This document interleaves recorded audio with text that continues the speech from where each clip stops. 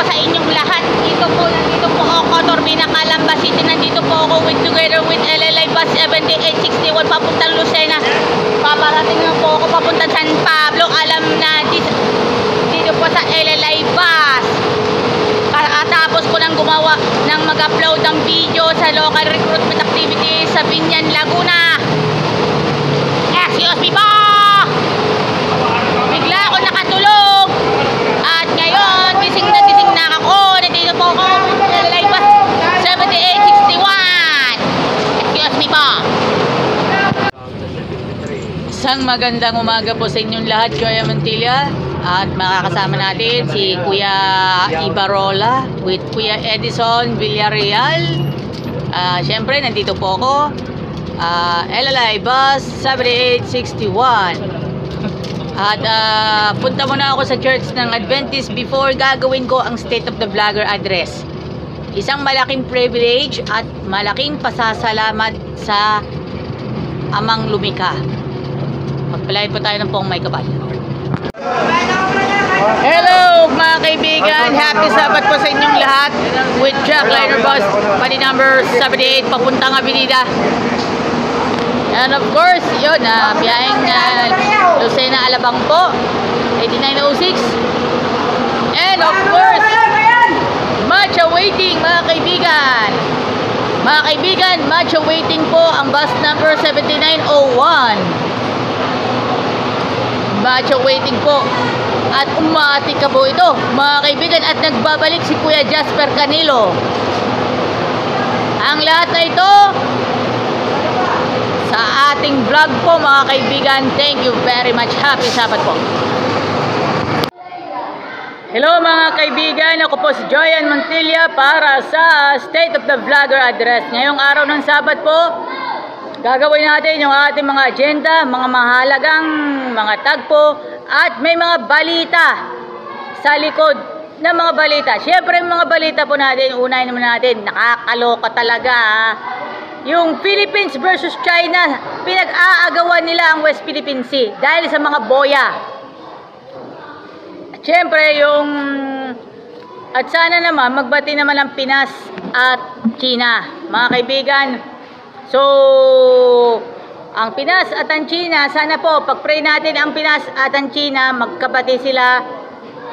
At ang West Philippine Sea ay sa atin lang, mga kaibigan. Lalo pa na yung Baho de Masinloc, Mischief Reef, Recto Bank. So, mga kaibigan po, ay andito po tayo sa South Central Luzon Conference Auditorium. Kakakain ko lang, medyo maano talaga, siguro kung minsan na-stress po ako sa mga balita na talagang may nakakalungkot talaga. And of course, in speaking of nakakalungkot, ay nais pasalamatan natin ang taos-pusong pag-abot ng pakikiramay sa mga naulilang kaanak ni Sir Adriel Frias. Mga kaibigan, gusto natin kilalanin ang bagong treasurer ng South Central Luzon Conference. Mga kaibigan, let's all welcome si Kuya Bong Vargas, representing Santa Isabel Seventh-day Adventist Church. Siya na po ang bagong treasurer ng South Central Luzon Conference. Siya ang umahalili sa namayapang Adriel Vale Frias. Sa mga kaibigan po natin, ngayon po, nais nating ibahagi ko sa inyo. Siyempre, meron na naman po tayong happenings this coming this week, mga kaibigan. Especially ang local recruitment activity of Jackliner. Patuloy na rin nating sinusubaybayan ang bawat local recruitment activity ng Jackliner. Now on its 17th overall episode. Tayo po ay nasa season 2. Sa FB version ay season 2 Episode 7. Mga kaibigan, Season 2. Sa Season 2 po tayo Season 2 pa rin po tayo. Ang Season 1 po natin ay umabot ng 11 episodes. Sa Season 2. Season 2, Episode 1, San Pablo. Yan, Episode 2, Balibago, Santa Rosa, Laguna. Episode 3, Turbina. Episode 4, Cabuyao. Episode 5, San Pedro. Episode 6 ay ang Silang, Cavite. And Episode 7 recently concluded nung Huwebes sa Biñan, Laguna, Jackliner Terminal sa Biñan, Laguna, mga kaibigan. Shoutout muna tayo sa mga kaibigan po natin sa Biñan Seventh-day Adventist Church at maging sa Jackliner Biñan Base. Mga kaibigan, sa pangunguna ni Kuya Renny Madamba. Mga kaibigan, nais natin paabot natin ang ating pasasalamat. Siyempre, bilang pasasalamat natin sa inyo, siyempre lahat-lahat po tayo ay magtulong-tulong. At siyempre, ang State of the Vlogger address, mga kaibigan, pagpaumanin ninyo ako po ay autism and epileptic. At mas kailangan ako makapagtrabaho ng legit. Sa ngayon po ay nagbabarker po ko sa panululukan ng Maharlika Highway sa Barangay Makiling, Calamba City, Laguna, araw-araw kasama ang araw ng Sabat. Mga kaibigan, nais nating ipaabot natin ang bawat sandali para sa atin at lagi nating tandaan na natin tayo ay mananaig, tayo maglakas loob. At syempre, shoutout muna tayo sa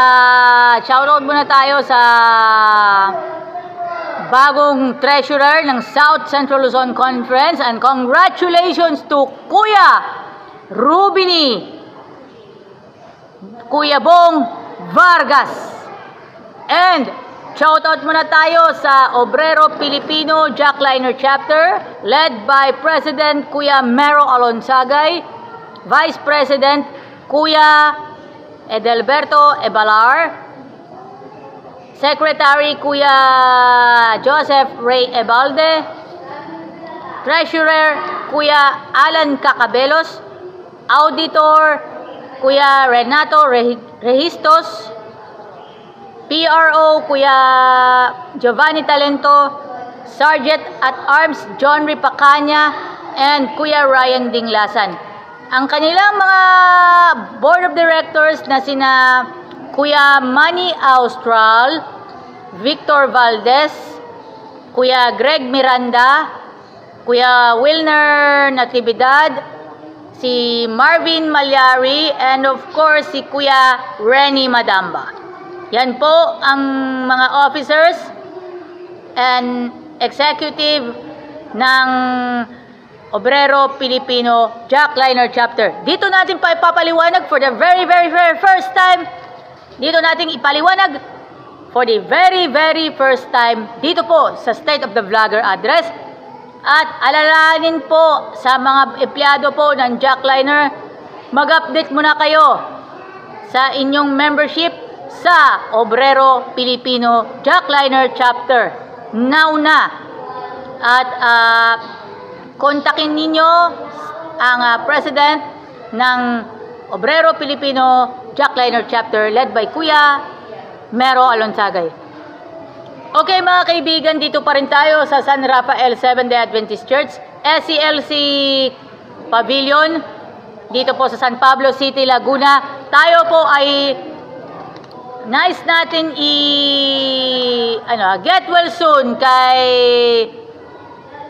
Emmanuel Luis Credo. Dahil po tinanong ko po yung kanyang mami, ni Mami Weng, mga kaibigan, tinanong ko kay Mami Weng kung ano ang sakit ni Emmanuel Luis. So according po sa kanya ay acid reflux. Ay kailangan wag mo nang nating malalampasan ang pagkain.